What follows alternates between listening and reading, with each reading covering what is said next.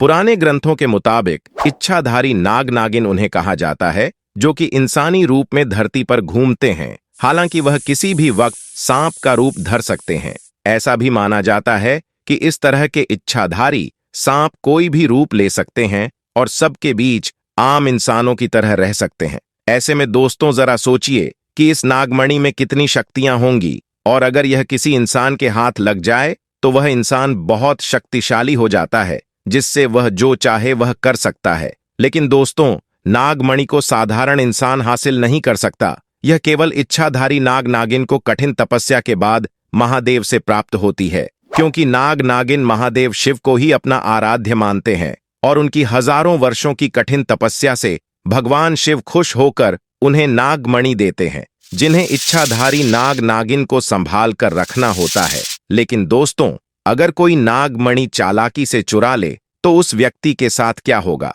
आइए जानते हैं आज की इस वीडियो में। क्योंकि दोस्तों, तब क्या हुआ होगा जब इच्छाधारी नागिन ने दिया एक बच्चे को जन्म और व्यक्ति की एक गलती के कारण इच्छाधारी नागिन ने उसके साथ जो किया सुनकर लोगों के होश उड़ गए। दोस्तों, यह चमत्कारी घटना है यूपी के एक छोटे से गांव अकोला की। दरअसल यह घटना घटित हुई आदित्य जी के साथ, जो करीब आज से 5 साल पहले एक साधारण एवं गरीब किसान का जीवन व्यतीत करते आ रहे थे।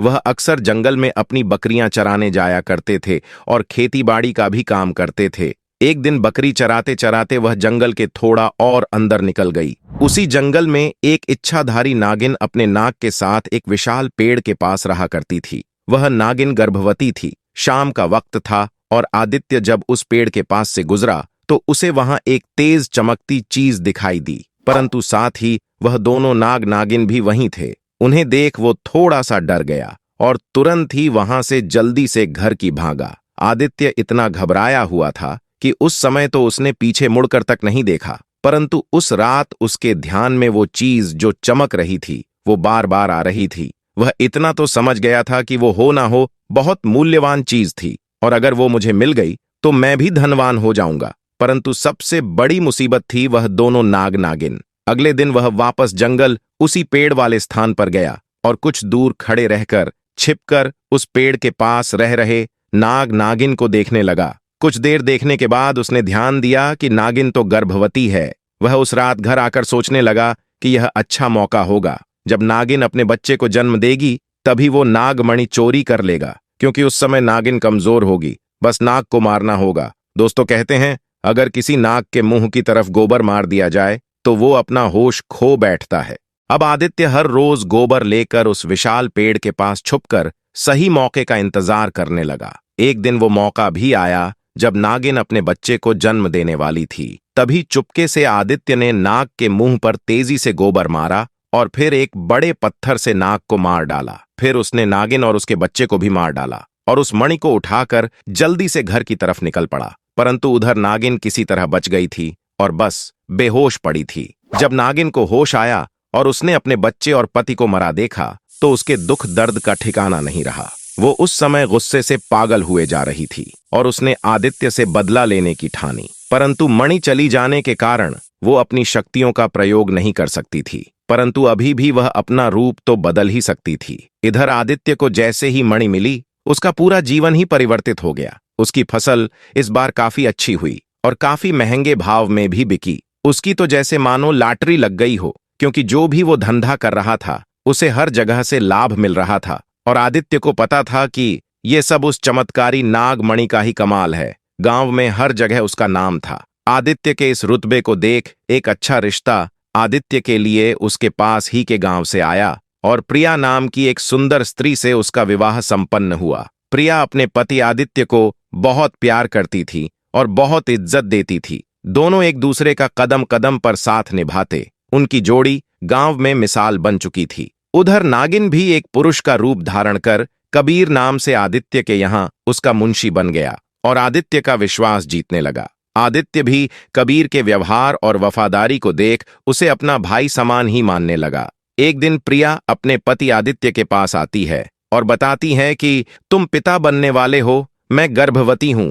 यह सुन आदित्य की खुशी का ठिकाना नहीं रहा। उस दिन वह खुद अपने मुंशी कबीर के पास गया और बोला कि देखो कबीर, मेरा कोई भाई नहीं है, परंतु जब से तुम्हारा साथ मिला है तुम मेरे सगे भाई से भी कहीं अधिक बन चुके हो। आज मैं बहुत खुश हूँ, इसीलिए आज मैं अपनी पत्नी और तुम्हें एक खास जगह ले जाना चाहता हूँ, क्योंकि मेरा इस दुनिया में तुम लोगों के सिवा कोई नहीं है। और वो अपनी पत्नी और कबीर को कार में बैठाकर गांव के एक कोने में ले जाकर कार एक छोटी सी कुटिया के सामने रोकता है और बताता है कि जब वह छोटा था तब इसी कुटिया में उसकी मां की जान उसे जन्म देती चली गई थी। उसके पिता तो पहले ही गुजर चुके थे। तब एक बूढ़े बाबा ने उसकी मां को वहीं दफना दिया था और आदित्य को उसी बूढ़े बाबा ने पाला था। आदित्य बताता है कि जब भी उसके साथ कोई बुरी घटना होती या वो दुखी होता है तो बस वो इसी कुटिया के पास चला आता है। यहाँ उसे एक अनोखे सुकून का एहसास होता है। आदित्य आगे बताता है कि आज तुम दोनों को मैं इसलिए यहाँ लाया हूं क्योंकि तुम दोनों अब मेरी जिंदगी का एक अहम हिस्सा बन चुके हो। दोस्तों, यह सुन सभी के आंखों में पानी भर आता है। कुछ देर रुकने के बाद जब वे वापस पहाड़ी से होते हुए घर को जाते हैं तो अचानक उनकी गाड़ी पहाड़ी पर एक बड़े पत्थर से टकराती है और गाड़ी को जोर का झटका लगता है, जिसके कारण आदित्य तो कार में ही फंसा रहता है, परंतु उसकी पत्नी प्रिया पहाड़ से नीचे गिर एक पेड़ पर अटक जाती है और उस पेड़ के ठीक नीचे ही बहुत गहरी खाई थी। दोस्तों, वो रात कार्तिक पूर्णिमा की ही थी। कबीर अपनी शक्तियां पाकर पुनः नागिन रूप धारण कर लेता है। आदित्य कबीर को देख चौंक जाता है, क्योंकि कबीर अब नागिन में पूर्ण बदल गया था।